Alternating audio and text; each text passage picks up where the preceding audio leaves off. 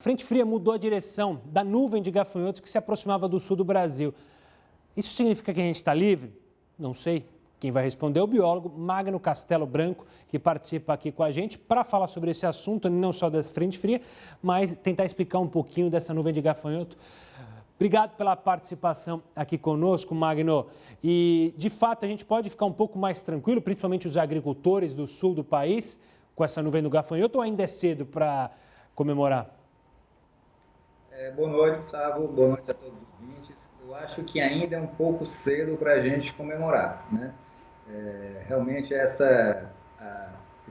enxames, esses enxameamentos de gafanhotos, que a gente chama de nuvens, eles acontecem em determinadas condições, né? Uma dessas condições é a questão do clima seco, né, e quente. Então, realmente, a chegada da frente fria ela pode causar uma mudança na direção dessa nuvem. Mas os ventos também podem facilitar, né, conforme a direção deles, que essa nuvem efetivamente chegue no Brasil.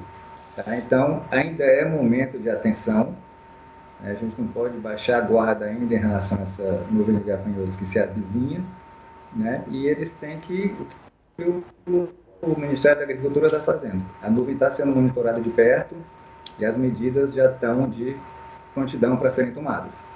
Magno, você falou do clima e eu tenho uma pergunta exatamente sobre isso. Pelo que eu tinha visto, ou pelo que foi informado, a última vez que uma nuvem de gafanhoto causou problemas no Brasil foi década de 1930 e 1940.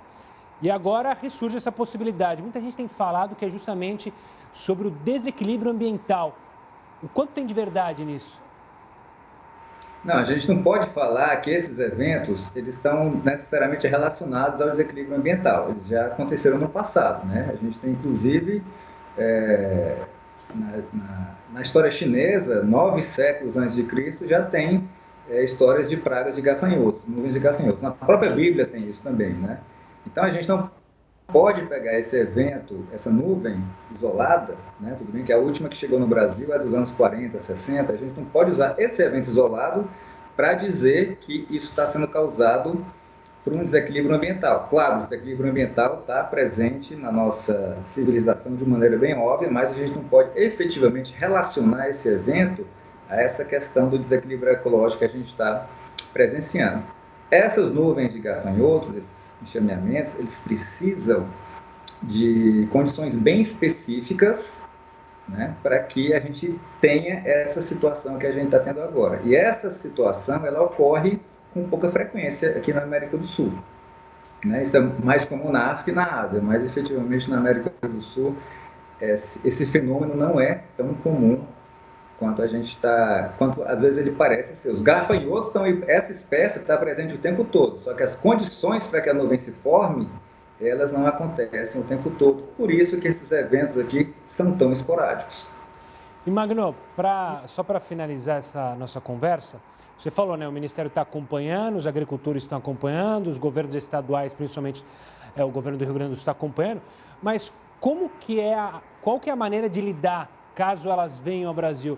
Eu ouvi falar sobre o uso de agrotóxicos, mas o especialista, como que funciona para tentar evitar o menor estrago possível dessa nuvem? Bom, como esses eventos são muito raros aqui na América do Sul, o ideal é que a gente consiga, de certa forma, preveni-los, né? Que a gente tenha um programa de monitoramento, né? Que quando aquelas condições ambientais ideais se formam para que uma nuvem possa acontecer, que a gente reaja localmente impedindo que aquele enxameamento se forme. A gente faria, nesse caso, uma aplicação local de pesticidas, de inseticidas específicos para esse tipo de inseto, tá?